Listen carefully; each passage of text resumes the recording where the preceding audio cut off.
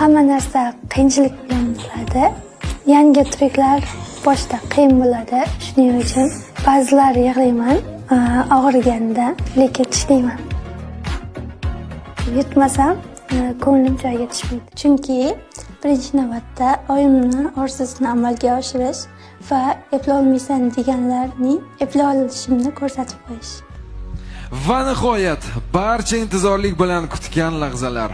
Loyihada yulduz kabi porlagan inson, shou faxriga aylangan ishtirokchi, O'zbekiston Got Talent g'olibi Jansulu Tabrimuratova. Tabriklaymiz.